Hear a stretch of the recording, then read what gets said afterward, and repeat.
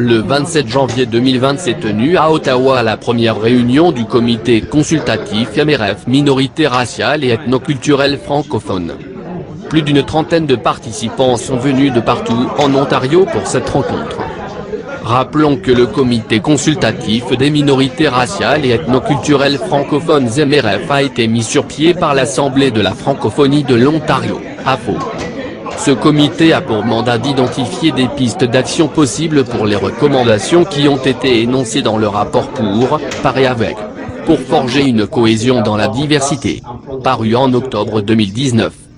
Il est composé de 33 personnes issues des communautés MRF.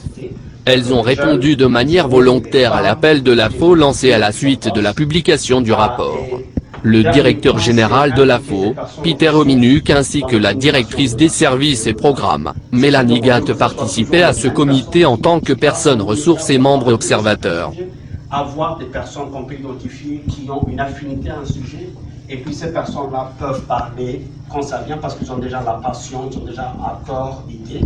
Comme ça, on va décentraliser. Comme vous le savez, je suis le président de la communauté marocaine de Toronto. Alors, je suis ici pour la première rencontre de la communauté MRF. C'était une journée enrichissante, instructive, et on a mis le premier jalon de discussion sur tous les changements qui devraient être faits pour ce comité.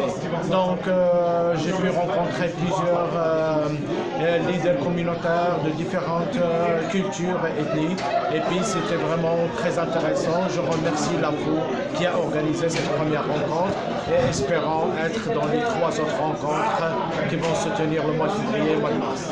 Moi, c'est Asset Diallo, je suis la présidente de MOFIF, le mouvement ontarien des femmes immigrantes francophones. Alors aujourd'hui, j'étais présente à la table de concertation au comité MRF, après le rapport qu'a sorti le médiateur en partenariat avec l'AFO, qui a été fait depuis juin-juillet 2017, je pense, 18. Alors, ce que j'ai aimé, comme le dit la table, c'est vraiment une concertation entre communautés pour comprendre cette communauté et mieux la desservir. Est-ce qu'elle est inclue dans les décisions de la francophonie de l'Ontario?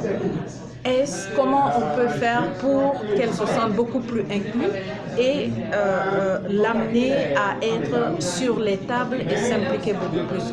Donc j'ai vraiment aimé la journée, c'était une journée en un mot, je dirais apprentissage, informative et enrichissante.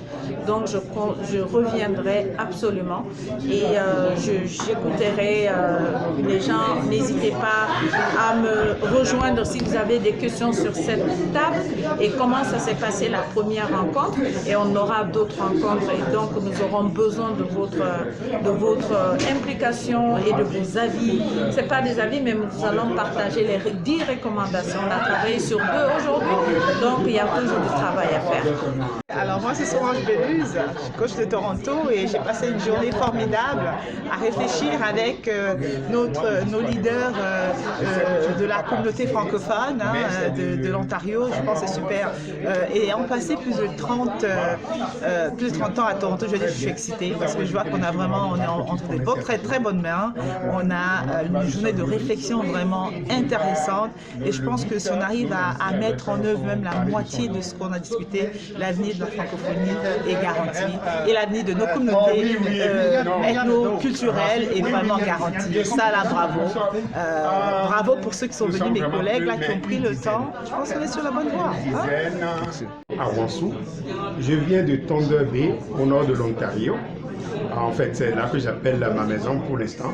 Et sur ce comité, en fait, je trouve que c'est déjà intéressant qu'il y ait une initiative de penser sur la problématique des minorités raciales, ethno-culturelles, qui pourtant, le nom, on le comprend, et fait grincer des dents.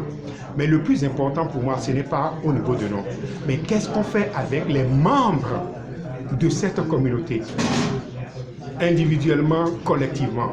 Autrement dit, si on peut déjà réfléchir sur les voies et moyens de l'épanouissement des gens de cette communauté, je trouve que ce serait déjà une bonne chose.